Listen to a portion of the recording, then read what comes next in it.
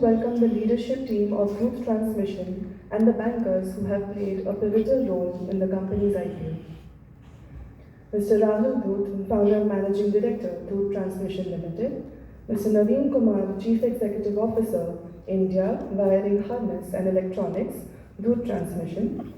Nitin Kumar Kalani, chief financial officer, Dhoot Transmission. Ashish Nigam, managing director, Axis Capital Limited.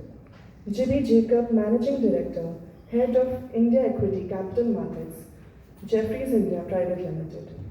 Without further ado, we would now like to commence today's session by requesting Mr. Ashish Nigam, Managing Director, Axis Capital Limited, to address the gathering with the opening remarks.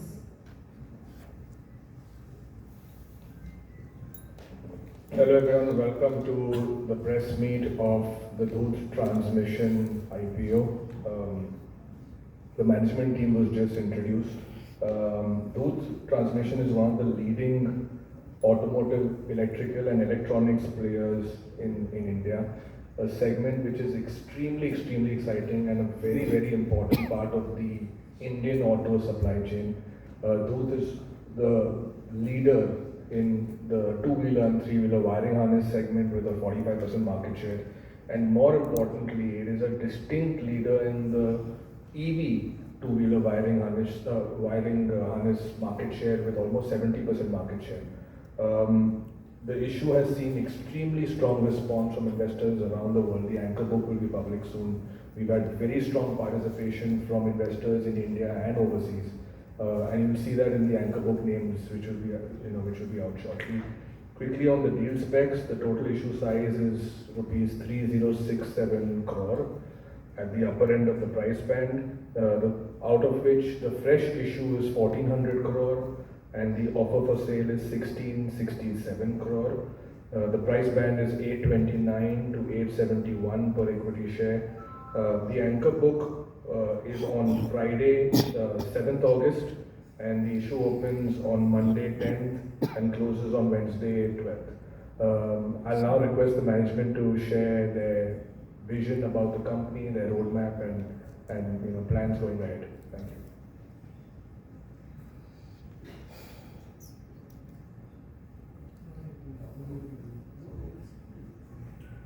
you. Transmission, so welcome. Very good afternoon to all of you. Thank you all of you for coming and taking out time to be here today. And also thank you to the bankers over here who have been relentlessly working for us all this time. I am Rahul Dhoot, founder and managing director for Dhoot Transmission. Started off with Dhoot Transmission 25 years back. Born, brought up in Sambhajinagar, did my electronics and telecommunication engineering from Sambhajinagar. Over the last 25 years, have scaled up Dhoot Transmission from a first year revenue of 45 lakh rupees to what we did last year was about 4500 crores with 15 plus percent EBITDA margin. The future looks as good as the past. If I have to talk more about this, I won't think that the real achievement is there in these numbers. The real achievement is more in the relationships. Our customer relationships, in our line of business, it is very difficult to win over customer trust. You have to deliver consistently, you have to be there through their difficult times, you have to be right on the parameters of quality, cost, delivery and design, and only then you get to stay on to a long-term relationship with them. To our and our team's credit, we have never lost a customer in last 25 years. Either we are a major source to them or a single source on many of the platforms to them. Same goes for the employees of the company. People who joined with us day one are still with us. People who joined with us in consecutive years, most of them are with us. So across all plans, across all levels, there's a pretty good sense of ownership which prevails. If I have to talk more about my journey, I would like to break this down into 6 pieces of growth. One is the sector and segment identification. Second is the product identification. Third, the segment expansion. Fourth is backward integration and forward integration. Fifth would be the globalization, and sixth is focus on future mobility and premiumization. The first one, the sector and segment identification, came very naturally to me because my father was a dealer for Force Motors in Sambhajinagar, and coming back from school, I would always listen to various automotive names at school, although on city basis and dealer basis. Second, being a part of Sambhajinagar while growing up, I could only relate to prosperity only with people who were connected or supplying to Bajaj Auto. Third, I was an electronics and telecommunication engineer. So joining these dots together started manifesting with the possibility that if at all I could do something with related to the electrical or electronic side of the two-wheeler, three-wheeler segment of the automotive sector, it would be an ideal state to be in. Lucky for me, being in Sambhajinagar, there were some tier one auto component families who used to stay there. I knew them, went up to them, expressed my desire to be a part of this automotive journey. They agreed to it. They kind of directed me towards their purchasing department. Went and met them, expressed to them our desire. They put across some products on the table. I picked up wiring harness of those products. A, because it was an electrical. B, because that could have scaled up from tier 2 to tier 1. So here is where I identify the product as the wiring harness moving into the future. And that's when came back home, went through the family separation, took about 18 lakh rupees from the family, took a loan of 60 lakh rupees from CCOM, and started off with this journey buying 1 acre of space in Sambhajinagar. About 7,000 square feet is what I constructed, and with about 16, 17 people, we started off with this company, Dhoot Transmission, way back in 2001 with a lot of engineering focus to it day one. The initial 2 years, we were a tier 2 company supplying to the tier 1 automotive components. And this was until 2002 so since we had a good engineering focus, we were getting the best vendor awards for consecutively 2 years. And when Bajaj Auto happened to visit one of these tier 1 manufacturers, that is where they saw our name getting reflected for the second time, and they said they want to come and visit us. In the fourth quarter of 2002 is when Bajaj Auto visited us. They liked the company, but they found us very small, but the setup they found it pretty sharp. So they gave us a development of then Chetak ICE wiring harness, and they said that we will look at whether you qualify on this or not. And if you qualify, then we will think of taking you in as a vendor. I still remember I overlooked that entire manufacturing process since I was the only engineer in the plant at that point of time. I overlooked that entire process. And I remember testing those harnesses myself and giving it to Bajaj. The product qualified, and we got onboarded as a vendor.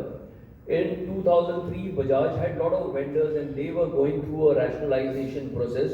So there was a pretty good opportunity for us to increase our business since the management was clear that they wanted to work with a technical army of vendors, and few vendors in the wiring harness space at that point of time were non-technical. We grabbed onto this opportunity, and because of being closer to them in terms of proximity, we got this business. Next 3-4 years, we just focused on the growth with Bajaj Auto and reached our first 100 crores of revenue in 2007. Which was a big thing from where I started. It was a dream come true for me. In 2007, there was hunger for growth, and we were on a crossroad of growth. And on this crossroad of growth, there were only two paths. One which said that we focus on the existing customer and ask them for multiple products. And second was go beyond the existing customer, focus more on operational and engineering excellence, and move beyond this to expand the overall focus. We chose the latter. We moved across the existing customer and reached out to more customers and wanted to expand this segment. And there was a little bit of discussion going on because the new customers wouldn't want to take it from the plant in Sambhaji Nagar. So we took the risk of putting one operation up in north, one operation down in south, and then we got audited for it, and finally by 2010-11 we were onboarded as a vendor for Suzuki, for Royal Enfield, for Honda. By 2013, we reached about 250 crores of revenue, and now we wanted sustained growth. And for sustenance, it was important for us to have a price control, because at that point of time, whenever there used to be a change in the demand-supply equation, the vendors would come and ask for an unprecedented price increase. So we backward integrated into cable manufacturing, into connection systems, into insulation systems, and that move turned out to be right for us because it gave us the right kind of insurance for any kind of price rise. At the same time, for those of you all who know what a wiring harness is, and for those who don't know, you can relate a wiring harness as a product to a human nervous system. How a human nervous system connects across all the organs. Similarly, a vehicle wiring harness connects all the electrical aggregates together. And if you study this product technically, the drawing technically, which comes at least 1.5 years in advance to when the platform is launched, before launching. So if you look at it, if there's any new feature which is going to come in the next product, you get to see it. And this is what prompted us to think beyond being just a wiring harness manufacturer, and rather why not become a wiring harness system manufacturer. And so we incubated a boutique setup of electronics, a boutique setup of switches, took a lot of engineering talent inside and started on homegrown engineering basis, development of various sensors, controllers and switches. We knew that this incubation is going to be a long gestation period and would eventually give us business whenever the emission norms change from BS4 to BS6 in India. But we had that patience, we wanted to wait and we wanted to be there when this opportunity arrives well in time and be ready for it. Leaving this year, coming back to time, by 2014 we had reached about 400 crores of revenue in the wiring harness space, and now we wanted to jump the segment. So we jumped on to the commercial vehicles. We started approaching the commercial vehicle buyers, the off-road buyers, the off-highway buyers and the farming equipment buyers. But everywhere we heard a common reaction. They said that your story looks good, but we don't find you capable because you're making smaller harnesses. And if you want to give us, our harnesses are much longer, much complex in nature. How are you going to do that? And since this was a common reaction, we thought that it's not no use to debate. We need to improve on this. We reached out to City advisors and looked out for opportunity. We got two opportunities, one in TFC, UK and Slovakia, and one in Parkinson Harnesses in UK. So in 2016 and 17, we acquired both these plants, and now overnight we had the capability for 3 times more the capability and complexity requirement what India had. Came back to India, moved, went to these off-highway CV and farm equipment buyers. They liked it, they found us capable, and we got the business through them. In fact, for Volvo, we are the only electrical supplier who supplies back to Korea from India today. And we do have a warehousing engineering operation in Changwon in South Korea. Then what happened with the companies which we bought in UK? We didn't try to exercise management control over there because we felt that if we try to change the management structure, it would lead to employee disconnect and customer disconnect. So we played more of an advisory function with them and we doubled up the marketing strength.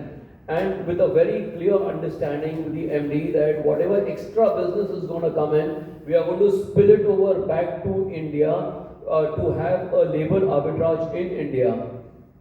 And that turned out to be a good move for us. We had 200 people working for us there in UK and Europe. We still have 200 people working for us in UK and Europe, but we have on top of that 350 people working in an EOU plant in India, which gives us enough profitability, and that move turned out to be right for us.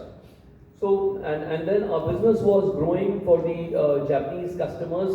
So we started up with an office in Hamamatsu, and we took two retired engineers. One engineer was the quality chief for Suzuki, and one was the retired R&D electrical head for Yamaha. And with this came in a lot of relationships in Japan, with a lot of relationships with Japanese in India, and a lot of skill upgradation in terms of the manufacturing quality and the engineering strength back in all our plants over here.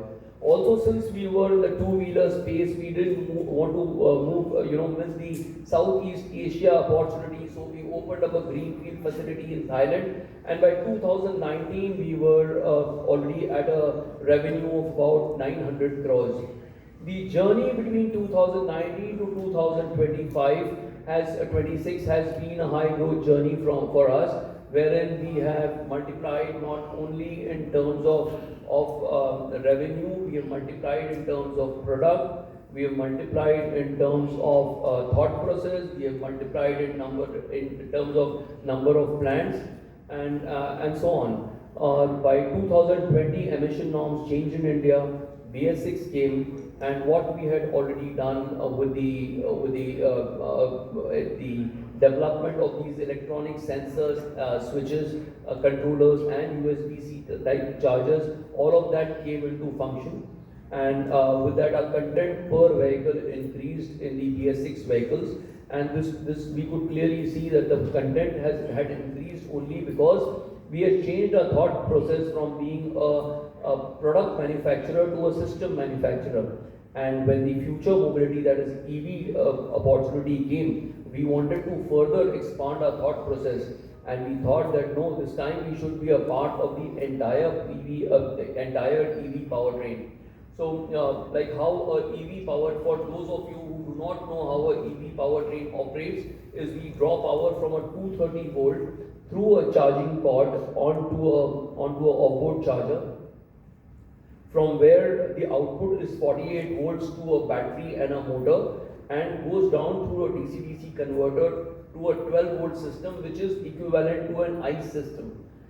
So this is exactly what we focused on. We made the charging cords, we made the off-board chargers, we got an opportunity with one of our prime customers for battery assemblies. We did, and we also did the components of battery assemblies. We did the wiring harnesses for the motors, we did the HV harnesses, we did the LV harnesses, and the USB-C type chargers, wheel speed sensors, and some more things over there. So with this, our content per vehicle in the EV increased further. And to be very clear, if you look at it, what India made in 2019 was about 21 million vehicles. For two-wheelers, what India made in 26 was again 21 million vehicles for two-wheelers. But the fact is that our revenue grew 5 times from 900 to 4,500 crores, and that clearly shows how our strategy worked with the same. To give you some numbers, is the content of the concentration of a two-wheeler in India is at about 147 people per thousand, against in Indonesia, which is at 359, or against Brazil, which is at 180, or Thailand, which is at 175. There's enough room for growth since we are 2.5% of the world land mass and 16% of the world population, and still growing. At the same time, overall worldwide about 62 million two-wheelers are made, out of which 28 million two-wheelers and three-wheelers are made in India, and 22 million are sold in India. Out of this 28 million which are made in India, we supply to 41% of this 28 million, which gives us a 14% global share, which makes us one of the largest two-wheeler and three-wheeler manufacturer for wiring harnesses globally. EV came into picture. EV was supposed to cannibalize the ICE. That did not happen. EV became a plus one at home. EV is growing and ICE is growing, and that's how we see a very comfortable road ahead. This is all about my journey. If there are any questions, I will be very happy to. But I wanted you, all of you, all to know about the whole journey and the whole story, how this started and where we are today. That's why I wanted to take this piece. Thank you.